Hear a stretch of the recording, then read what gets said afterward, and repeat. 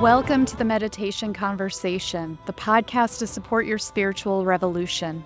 I'm your host, Kara Goodwin. Okay, if you've been listening to this podcast, you may have noticed that I've brought up homeopathy in the last few months. I've become fascinated with homeopathy, and in my personal studies, I thoroughly enjoyed reading a book called Impossible Cure by Amy Lanksy. I was so enamored with this book that I tracked down the author, and I was very honored that she joined me in this episode. Amy will share her vast knowledge of homeopathy and the cure within her own family that's enough to make anyone curious about the prospects of homeopathy for their own health journey. This episode is not just for those who are already interested in homeopathy, but gives an introduction as well and helps you understand the possibilities that you may not even be aware of that exist within this gentle but powerful treatment option. Amy Lanksy graduated from the University of Rochester in 1977 with degrees in mathematics and computer science and received her doctorate in computer science from Stanford in 1983. After conducting research work in artificial intelligence at SRI International and NASA in Silicon Valley, she left the field in 1998 to pursue her interest in homeopathic medicine. This unusual move was prompted by the miraculous cure of her son's autism with homeopathy. Since that time, Amy has expanded her work to include explorations into consciousness, synchronicity, manifestation, other modes of alternative healing, and most recently, providing commentary and insight into the ongoing dramatic changes in today's world. So you'll notice in this episode, we also talk about the effects of homeopathy on plants and pets. And if that sparks your interest, I recommend looking into Pure Leaf and Healthy Animals Forever. These companies are taking an alternative approach to plant and pet care. They provide natural, non-toxic alternatives for caring for your plants and pets. I rely on Healthy Animals Forever and Pure Leaf for caring for my own pets and plants. Try them for yourself using the codes and links in the notes for special discounts. And now, enjoy this episode. Okay. Well, welcome, Amy. I have really been looking forward to talking to you. I'm so honored that you're here today. Thank you for being here. Thank you for inviting me. Well, I've read both of your books, Impossible Cure and Active Consciousness, and I'm fascinated by your path because you were fully immersed in a completely different reality, and then you had a turn, and that dance between high academia and homeopathy is fascinating. I imagine it's felt like you have had a foot in both worlds or foot in two boats for a while. But please, can you share your story with us? Well, I could say it all began when my son became sick. But the truth was that even as a small child, I was a very spiritual person. I believed, and I was brought up pretty religious. So, and unlike my peers who went to the same parochial school I did, who didn't believe anything, I did. I felt a connection to God. So I think that helped, So, and I remember my first work after I got my PhD at Stanford. I was working at a research lab nearby, and nearby was a metaphysical bookstore. And on my lunch breaks, I would go there, and that's when I really started exploring, things like I talk about this in Active Consciousness about higher dimensionality and the energy bodies. I didn't know anything about that. But I always was vaguely interested in medicine a bit, My husband used to say, why don't you just go to medical school? I grew up with medical tech next to my bed. But then when, this is my story, how I ended up leaving computer science and writing my first book, which is a general introduction to homeopathy, was that my younger son, I have two sons who are now 33 and 36. So this was a long time ago. At the very beginning of when autism was starting to kind of take off, And like so many kids, he started okay, and then he started drifting away, right? When he was about 2.5. It's what's become, unfortunately, so common now, but back then it was really not so common. This was 1994, not around then. And the nursery school where I had him said, no, he can no longer attend. You should seek help. He would just be by himself. He could not interact. He didn't interact with any other children. A friend of mine suggested we see a speech and language therapist and not get him diagnosed, which I'm very glad at the time, although later that all came into play. But so she just started work with him. I started looking for answers, right? And then, the speech and language therapist told me that he was autistic. And then later the doctor admitted it too. So, but at the beginning, we were looking at diets, and there weren't all these diets back then. There was really nothing. But one thing, I found this thing called the Feingold diet, which said that milk is often a problem. And he was addicted to milk. And this is something I've learned because now I've been involved in this world for 30 years, that what these kids are addicted to, they really want, is often what's making them worse. So I took him off of milk, and he started to sort of emerge a bit at that point. But then he started really being less mute and then having more symptoms of autism, which is like echolalia, which is repeating what he's heard and stuff like that.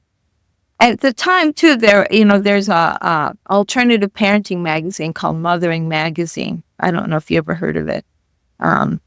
I think it sounds familiar. Yeah, it's become less alternative over the years. And at the time, I found this article about homeopathy. It was 3 pages long for behavioral problems. And in fact, I know the author now very well. And I said to my husband, let's do this. It was I don't know what it was. We were sitting in bed. I read this 3-page article, and I said, let's do it. And I showed it to him. He said, okay, let's do it. And I had a friend who was an acupuncturist, and I said, do you know a homeopath? And I can discuss what homeopathy is. But and she knew that this guy had just moved to Palo Alto, which is near where I live, near Stanford. And so we went, and he prescribed remedy. Autism treatment especially is that individualized to the symptoms of each patient. That said, there's, commonly used remedies. And within a week, we were starting to see changes, subtle changes, a little more eye contact or connection or just more presence. And about a week later, Max, my son, this is my son Max, he was having bi-weekly sessions with the therapist. And she said, what did you do? I didn't tell her. Mm-hmm. She used to do these commands, pick up the ball and put it somewhere else. And before he could only follow one command, he couldn't do a sequence of 2. And suddenly he could do 2. And it was very gradual. This is not an overnight thing, but slowly he's emerging from this. And at that point, he had already qualified for special education benefits, these IEPs and this and that. By, let's see, that was by 9 months later, she retested him. He no longer was qualified for benefits and took him off of benefits. And by the time, so we started on homeopathy when he was 3.5.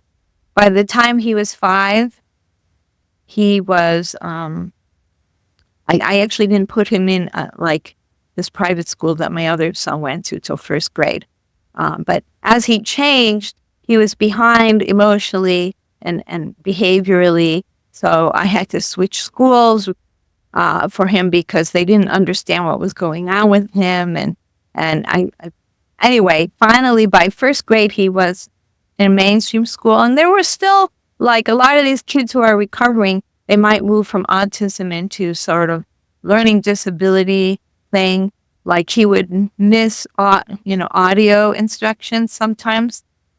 And I just had the teachers write things down or, make sure he got the instruction. But then we changed remedies as needed. By the time he was in third grade, fourth grade, no problems. Wow. And and then when he went through puberty, this is very common with these kids if they're recovering, another huge shift. And he became like an A student, very popular in high school and stuff like that. So, yeah. So what changed me? This weird therapy completely altered the course of my life, my whole family's lives. People think that this is impossible. And then, I started studying it and I started writing an article because I'm an academic type and ended up writing my book. So because people don't understand that this is really a very deeply scientific form of medicine, if you want to call it science. It's just addressing an aspect of who we are that's not strictly on the physical level. Yes. And that it's incredible. Your story is fascinating. And I do encourage people, if anything that you've said has resonated, please do read Impossible Cure, because there is so much in there and in what you just said, where it's like people think this is impossible. People think that it doesn't make sense. You called it a weird remedy, and and I do want to get into what homeopathy is and why it's so weird. But I also want to underscore, you've mentioned Stanford a couple of times. Like you and your husband both are highly, highly intelligent people. This isn't just like there are lots of different lifestyles, but I think that you speak to a certain type of intellect because of your background and just your high intelligence. So sure. It's a deeply moving story with Max and the journey that you went on as a mother and the promise that so many people can relate to, trying to find the right key to go in the lock with autism. And it's really, really inspiring. For me, I don't have a child with autism, but the possibilities, just reading through it just breaks through the limitations of what we think is possible. But let's go next to what homeopathy is. Can you talk a little bit about that? Okay, let me also just say that this book is a general introduction to homeopathy. It's not a book about Max. It's not a book about autism. There's a chapter that tells the story I just told you, basically. But most of the book is everything you want to know about homeopathy except like remedies. It's not a how-to book. Right. So because of that, it's used as a first-year textbook at a lot of schools, and it's also a lot of homeopaths require their patients to read it because homeopathy is so different in its view of health and healing and disease that it really helps if the patient is educated before they go into this process, because it's so different in orientation than conventional allopathic medicine. So what is homeopathy? So the word homeopathy actually defines what it is. So homeo means similar and pathy means suffering in Latin. In fact, all the remedy names are always in Latin too.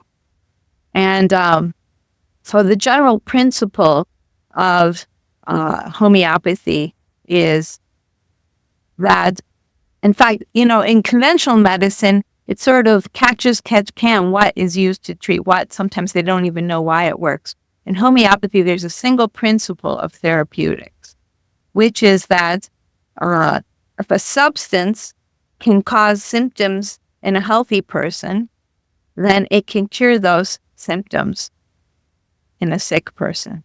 So the example I always use, because people understand it, is like what does coffee do to us? Why do we like to drink coffee? Because it makes us really alert and a clear mind, but it can also keep us up at night, can also cause diarrhea, right? Move your bowels and stuff like that. So, and so the remedy, there's a remedy made from coffee, and I'll get into that. So it could also treat those kind of symptoms in a person who, like, for example, is suffering from a certain kind of insomnia. Not all insomnias, but a specific kind of insomnia where your mind is full of thoughts and you're excited and elated, that coffee feeling, and maybe you're running to the bathroom, and that's a pattern of insomnia, especially when you can't fall asleep after a party or something like that. So but not all insomnias are like that, right? Right. So that's another critical thing, is that there's no take this for that thing in homeopathy. Sometimes there's certain remedies that are commonly used for certain things, but in general, it's not the case. So now the weird thing about homeopathy is there's actually many drugs that allopaths are still used that were used by homeopaths, but they're used in crude form. A very typical example is people using Ritalin for hyperactive kids, because Ritalin is a stimulant. It's, if some non-hyperactive person took Ritalin, it would make them hyperactive, right? And then we give it to hyperactive kids to calm them down. So it is working by the law of similars, but it's given in a toxic form. So the founder of homeopathy, Samuel Hahnemann, who was a doctor, a scientist, a medical translator. I can tell the story I have a whole chapter about how he developed homeopathy in the beginning of the 1800s. But he realized that these substances he was experimenting with and used could be toxic. And most of these medicines are toxic in material form. So he started diluting them. And then, of course, after a while, they stopped working. So then he got this idea, since he was also a chemist, what if he tried to make sure they were like really super mixed well? And he developed this process of alternatively diluting and shaking it extremely vigorously. And much to his own surprise, they started working better the more he did this. So although they are beyond Avogadro's number, in which case there's not a single molecule left, although the discovery of Avogadro's number was in his lifetime, but was after he developed this process. There's still something there that's doing something. So that's a really interesting point that I don't want to get lost, is that it's diluted so much that if you were to look at the molecular structure, there is not a trace of the substance there. So this is where we start to get into that weirdness. Right. It starts to become like it's working on the energy plane, but it's not. It's technically the physical, the way that we identify physicality. There are no markers there. So of course Hahnemann was also fascinated with this fact. And at the time, there was still a belief in the vital force in conventional medicine, which is essentially our energy body, essentially the etheric body in my cosmology, and that's the thing that acupuncture is working on, and many alternative therapies are working on the energy body, which the belief is what controls our physical body. So if you can heal this energy body, then your physical body will start healing too. So in homeopathy, these remedies are not forcing your physical body to do something. They're actually resonating with your energy body in a certain way that stimulates it to start healing. So it's giving your body information. Now, in the past 20, 30 years, there's like this whole field now of water science, and they're starting to, do experiments that show this is the case. And it's pretty controversial. Like famous, like Nobel Prize winning scientists have demonstrated that this process that Hahnemann discovered 200 years ago actually preserves the properties of the physical substance. So this French Nobel Prize winner, Luc Montagnier, he started experimenting with this process of alternative dilution and shaking. It's like homeopaths call it suppression, and found that even at these high dilutions, the properties of these substances were preserved. I want you to think about this. If you could take a very expensive allopathic drug and dilute it this way, and it's still working, that means you would have like billions of doses essentially for free. Okay, and there's even people who have experimented with somehow electronically recording information from the dilution.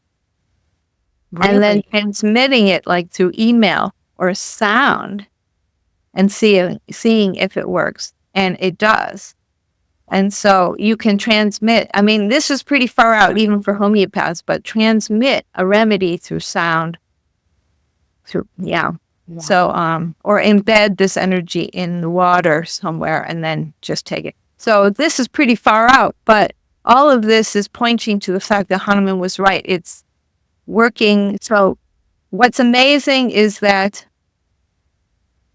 the process of homeopathy is really, if somebody is having symptoms, any disease, their body is in a state of vibration that creates this disease. And what homeopathy is all about is finding some substance that is similar to the energy of this person's disease and transmitting that energy back to them in this energy form. That's so magical. And then that somehow stimulates the energy body to heal itself and the physical body. So it's so miraculous, but the thing about homeopathy, it's very hard to find the right remedy sometimes. And that's what makes it an art, makes it difficult. So, and like autism treatment is, in particular, is extremely difficult because these kids are, in fact, much sicker than they used to be because of what's going on, many factors in our society, food and the environment and everything, EMFs. Yeah. Right. Well, it's incredible thinking about that kind of the energy and that there's like an energy that's missing. I have a homeopathic vet.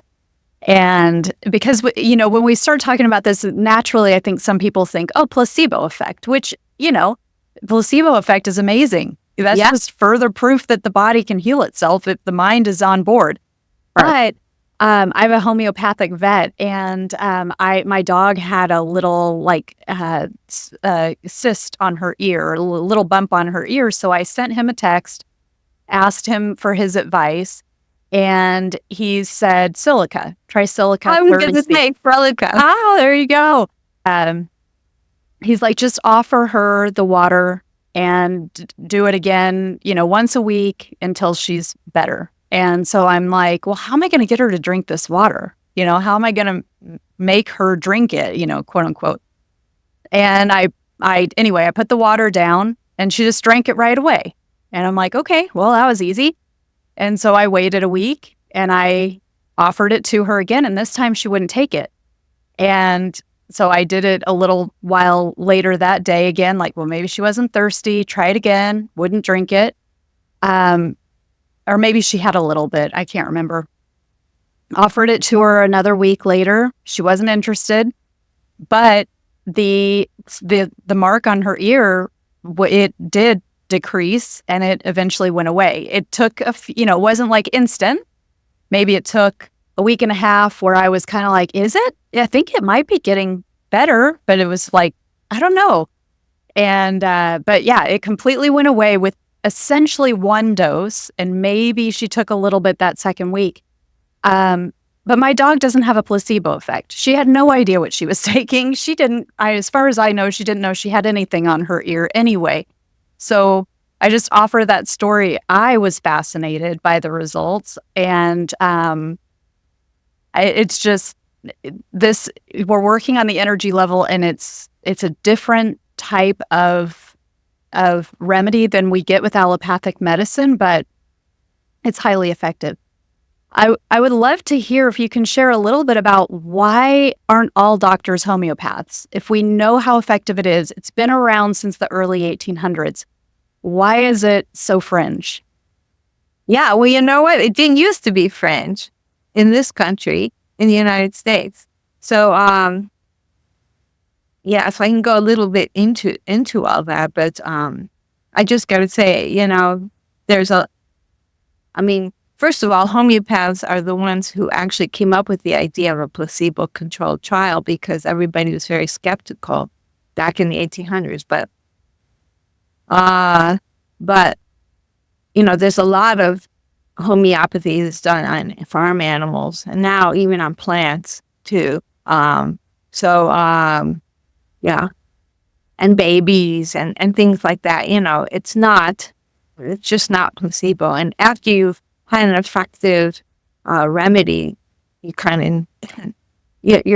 convinced. But and I had a similar thing with my dog. Got Really? this where on her paw, where it's hard to heal. It was like a day before we were going away for weeks, and had a house sitter coming. I took her to the vet, and he says, "Oh no, you have to have this removed and put a coon." And I said, "There's just no way I can do this." And I gave her a different remedy, and I gave her a ton that one day. And then within 2 weeks, it had healed. The fur grew back on. Wow. I came back from the vacation. I sent this image to the vet. I said, "Look, what happened?" And it was like in one ear and out the other, didn't seem possible. So back to the historical. So what happened was the first homeopaths started coming to the United States around the 1830s. And they opened, medical schools, because in the early days, all homeopaths were doctors. And in Europe, still, most homeopaths are doctors. So, and in India, especially, where homeopathy is major in India. So, and in fact, the first women's medical school was a homeopathic medical school. So it became really, really popular in the United States, and it was the medicine of the elite, really, because there were all these epidemics in the 1800s, and homeopathy was the most successful treatment. So a lot of doctors started becoming homeopaths. So this was very alarming. And the AMA was formed around this, and they basically went into a battle with the defectors, right? And they banned them from medical societies. And it was happening, but homeopathy was still used a lot. There was President McKinley erected a statue to Hahnemann. It's still there in Washington, D.C. in 1900, and dedicated it, and he wanted. And so a lot of famous people used homeopathy, especially in the late 1800s. It was the medicine. And in World War I, there were still homeopathic medical corps.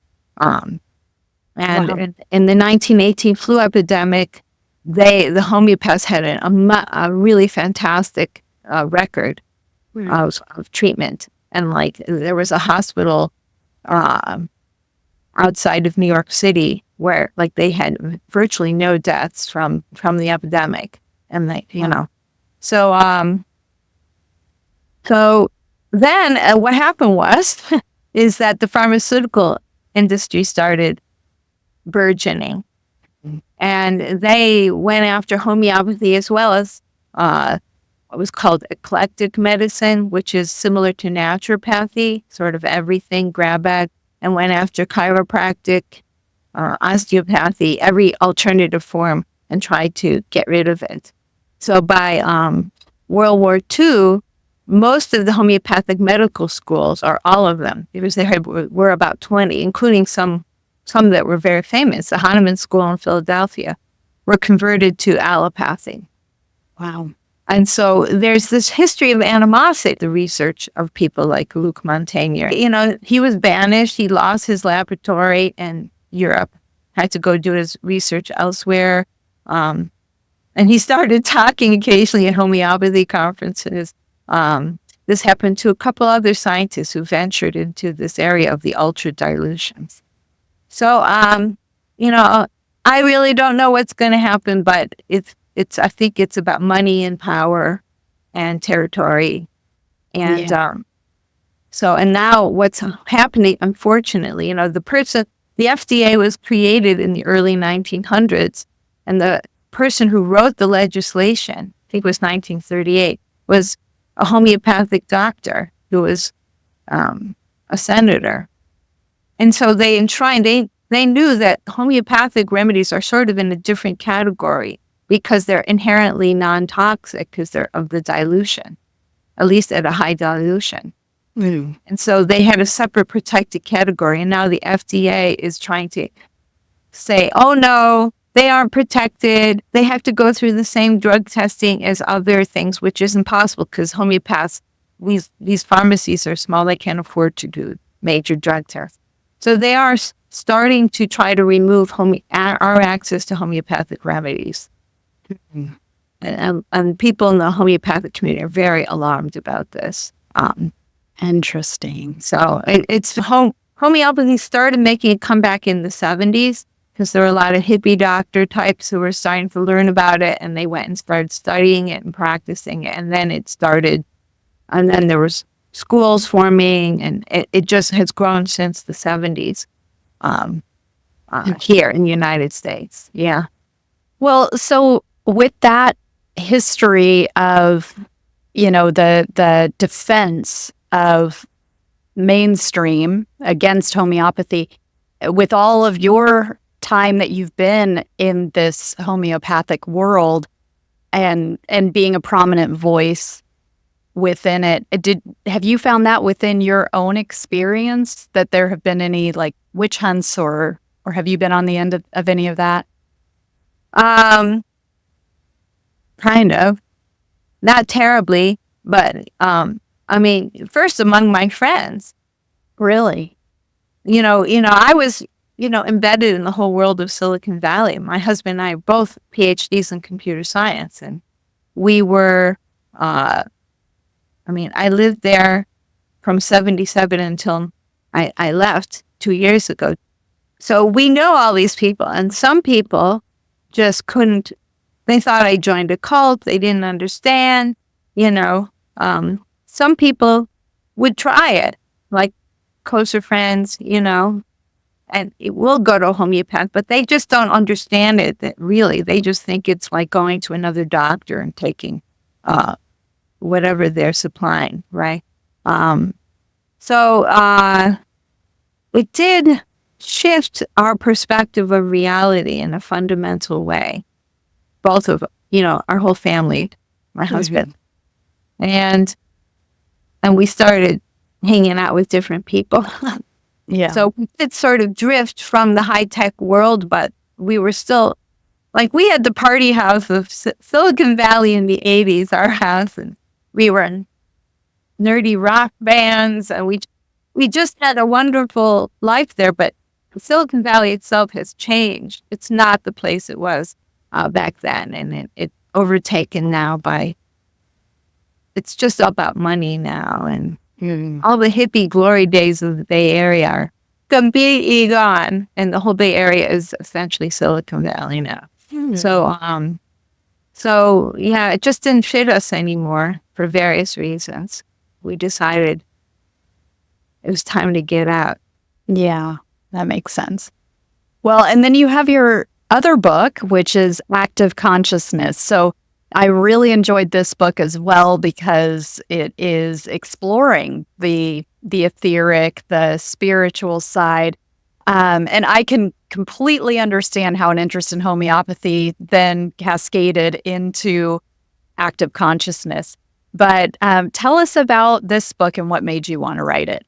Yeah, and I'm just finished the, I hope, last draft of my third one too, which goes along the same line.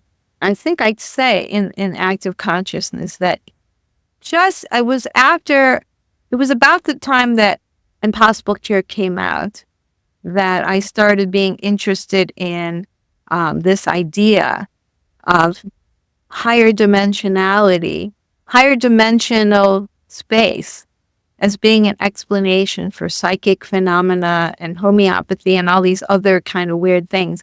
And I wrote this paper called Consciousness as an Active Force, which somehow got very popular. Somebody even published it in a physics journal, even though I couldn't understand a single word of anything in the rest of the physics. But it was basically saying that there's multiple realities. Like the reality we're perceiving in 3 dimensions is one of many possible trajectories through 4-dimensional space. It sounds complicated, but I think I make it pretty understandable in active consciousness. So it began with that, and then I started learning other types of stuff. And then the other thing that's very strange is that Steve, my husband Steve, did some research. I was going to mention this. Yes. There's this guy, Dean Radin, who was the chief scientist of the Institute for Noetic Science, which is in Marin.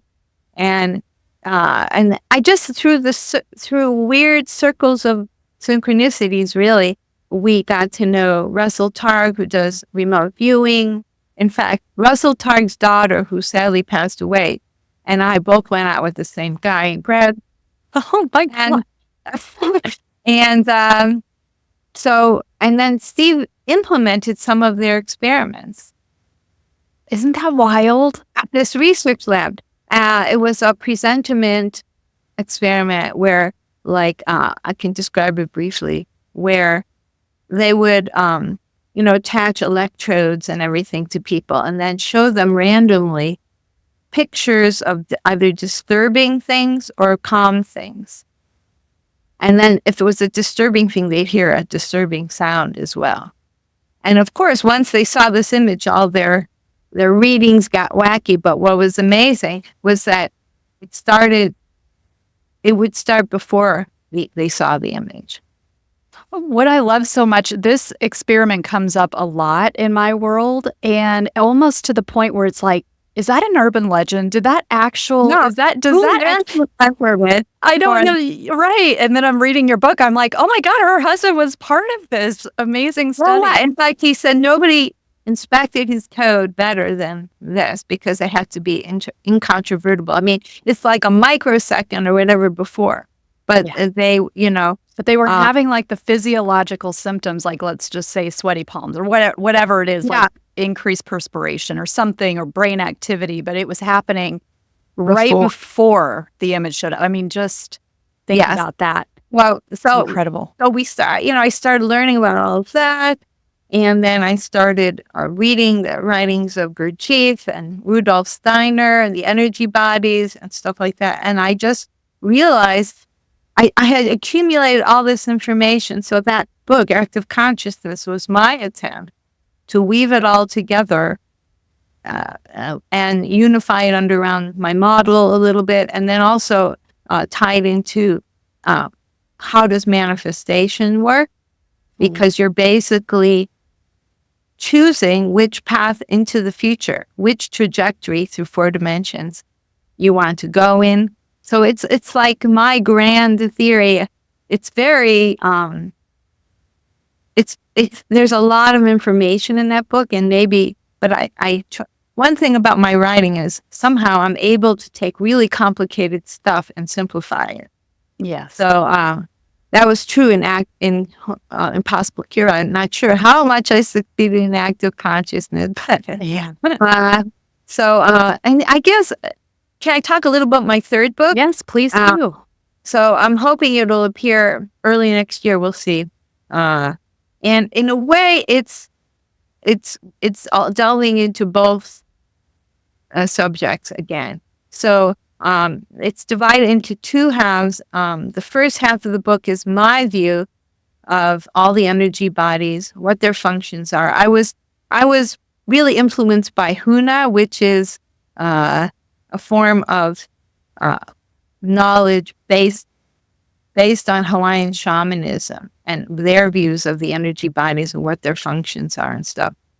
But it's informed by many teachers. So it goes into all of that and why we are here on planet Earth and what our purpose is, reincarnation, all this stuff. So that's the first, third of the book. The second 2/3 of the book is a guidebook to many healing modalities. It's not in depth like my first book. It's just describing all these healing modalities and which part of this whole physical, etheric, astral, mental, causal bodies, all our bodies, what they primarily focus on.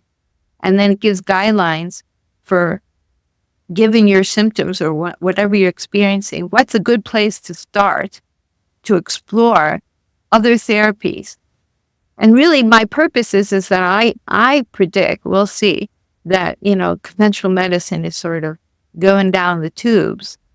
And we're going to need to be able to heal ourselves, or we're going to need other tools. Yeah. And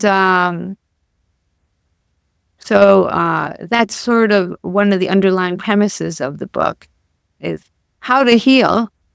Although I have a whole chapter on the physical body too, and a lot of alternative therapies are physical, or I view herbalism as primarily a physical body thing, but it's using tinctures and stuff. It's not an energy thing. Or even chiropractic is, people perceive as, it's, I think, largely focused on the physical, but chiropractors understand that there's the energy body and it's going deeper. I view homeopathy as primarily etheric medicine, but it can also, the etheric body rests between the physical and the other higher energy body. And so it can stretch both into the physical and to the higher bodies. Same with acupuncture. I view sound therapies, these sound modalities that are becoming popular, as also an etheric medicine. So that's a brief outline of what this book's going to be. That's really exciting. Yeah. I'm hoping Steve thinks it's my best one, but we'll see what other people. But my most popular book is Impossible Cure, and it's been translated into many languages now. And it's amazing. Yeah. Well, I just had the inventor of the harmonic egg. Have you heard of the harmonic egg? No, what's the harmonic egg? It's a device that uses sound frequency, light frequency, color. It kind of looks like it looks like an egg/spaceship. You go in there. I think there's a zero gravity chair in there, and you just are immersed in all these frequencies. There's sacred geometry in there, and it was built with sacred geometry. And but I mentioned it when I was interviewing Gail Lynn, who is the inventor of it. I was like, as you're describing what it's doing, it's reminding me of homeopathy, because she talks about with tones. I think we were talking about tones, but with frequency, that when we get a depletion, when we're having symptoms, it's one way to look at it is there's a frequency that's missing. And so there might be a tone, there might be a sound, there might be a color or a frequency of light that will kind of come in and fill that gap and help to make us whole from an energy perspective. And I'm like, it reminds me a lot of what you have written, where you're talking about the homeopathic remedy having a frequency, having in it, and there's a gap in our frequency. And that's why that I always get this word wrong, but you mentioned it, the similum? The millimum. It's the remedy that's similar to you. Right. And that a way to think of that is like the frequency is missing in you, and the simillimum, lots of M's there. Hopefully I had enough. Yeah. Is offering that frequency. And so it's kind of like what you're talking about with the second 2/3 of your book, where it's like, here are all these different modalities, and some might be more appropriate for what you're experiencing than others, but a lot of them are working on that same model of like, how do we get this completion? What is your body trying to tell you it's missing? Right. Yeah, I'm really lately, the past few years, we're very interested in what I call astral body therapies. They're basically deal with your emotional self. So things like the Sedona method, where, a lot of our physical diseases are really rooted in some emotional thing. Yeah. And that we need to release it. So now if I'm not feeling good, the first thing I think is, I don't run to take a remedy because I view it as very powerful. I don't want to do it unless it's necessary. But the first thing I think is, what's upsetting me? What happened? How can I clear that disturbance, that emotional disturbance? Right. And there's a lot of various tools to do that. So I'm always learning new stuff. I'm only a kind of an expert in homeopathy, but I love to learn new stuff. But I'm very cautious because I once went to one of those sound bowl concerts, the bowls. I was just so affected by it, so I think I'm maybe hypersensitive, but I could feel some effects in me for a few days after that experience, because I don't know what in my antidote, the remedy I don't know, but just because it's not physical doesn't mean people shouldn't take them seriously. Right. It's not just like nothing. Yeah. Yeah. Absolutely. And the same thing with remedies. They're very powerful. People think, I can just keep taking it or whatever. It's not like your dog. I wanted to say that dog story. Animals, especially children too, they kind of know, I've had my dose. I don't need more. I think your dog knew that. Yeah. Your dog knew. No, because sometimes repeating too much can cause a problem, right? Right. Yeah. So, your dog knew. Yeah. I know. I've even heard people say if it's the right remedy, the animal just like actively wants it. It will like, Yeah. So, It's fascinating. yeah. Well, on the, in the theme of consciousness and weirdness, that's kind of a key word that's come up a couple of times. I wonder if anything comes to mind in terms of some example of something that you've experienced that points to a bigger design going on that kind of defies the logic of our physicality. Does anything come to mind for you? Well, yeah. Well, actually, I talk about this more in my third book, the phenomenon of synchronicity, in particular, which is, I think, related to how homeopathy works. Because what is a synchronicity? Okay, a synchronicity is when two things of similar meaning, and you could say similar vibration, tend to occur. It's like a law of physics, tend to occur in the same time and space. So that's what a synchronicity is, okay? And so like, Jung, who devised that word, synchronicity, was like some patient was telling this dream about, and that we related to their problems, and then the dream was about this beetle, and then suddenly this beetle comes into the room.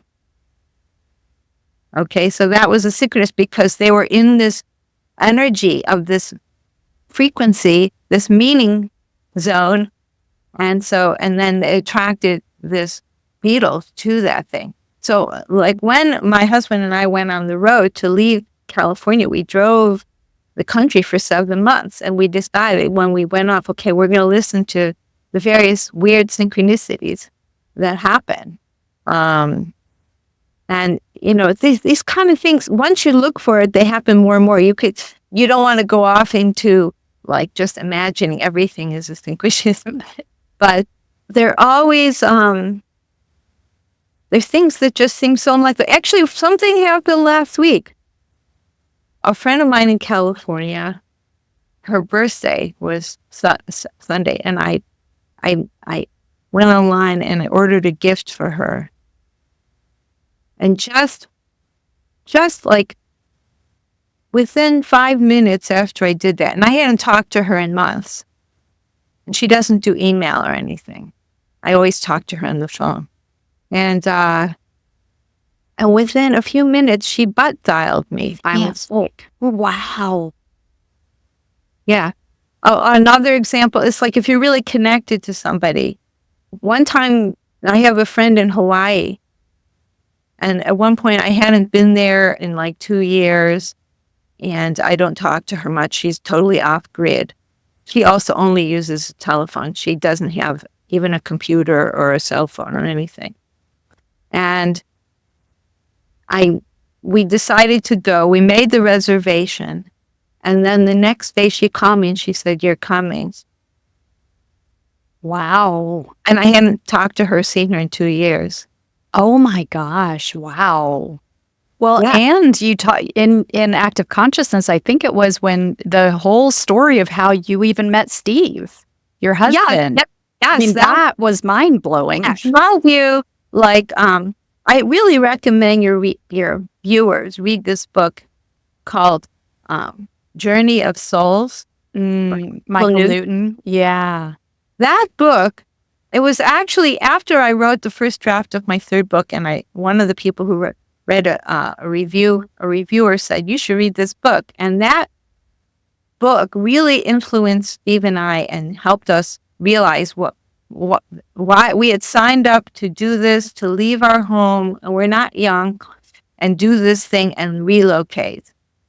And so the idea behind that book is that, when you decide to incarnate, you have a specific purpose, you choose where you're going, and then you're given these reminders. Remember, when that happens, try to do this. And so, like, I think when you meet the person you're supposed to be with, like the message is delivered through synchronicity. Right. So we really were paying attention. Here's just a funny one that happened. We were traveling around, and we were in a hotel in Asheville, which is an hour and a half from Greenville, which is where we ended up coming.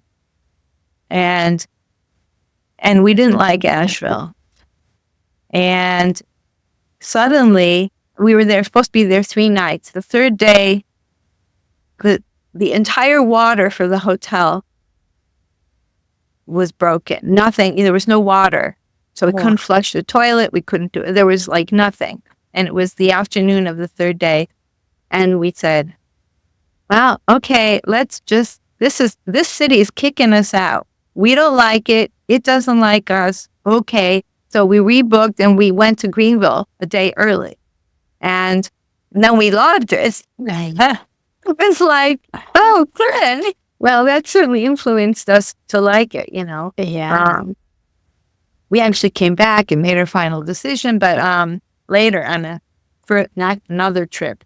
But yeah, so people should pay attention, especially I think when important decisions are going to be made, your job, your loved one, pay attention, because I think the information is it's like somewhere something is beating you over the head. Pick this person, pick that job, pick that city. I don't know. Yeah. Pay attention. Right. Yeah. Well, Amy, this has just been so much fun. Thank you so much for being here today. I'm just so delighted with our conversation. Appreciate it. Remind people of your books and how they can find out more about you. Okay. So, well, the best place to go now is my new website, because my third book's coming out. I decided to make a unifying website.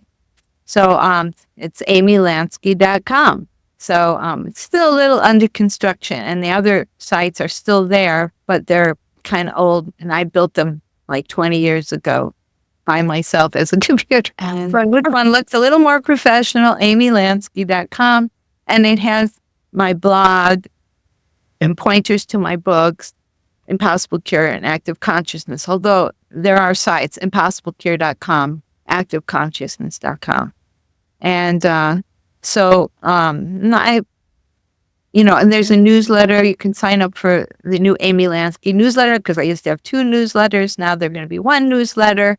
And so that's still a little bit in process, but amylanksky.com is the place Beautiful. to start. Yeah. Wonderful. Well, thank you so much. What an honor to be with you today, Amy. Thank you for inviting me, Kara. Absolutely. Yeah. Thank you for listening to this episode of Meditation Conversation. I would be so grateful if you would share this episode with someone in your life who would appreciate it. Your sharing helps build momentum and make high vibrational content such as this more accessible and easier to find. And I'd also be so grateful if you would subscribe to this content. Thank you for your support, and I look forward to the next meditation conversation.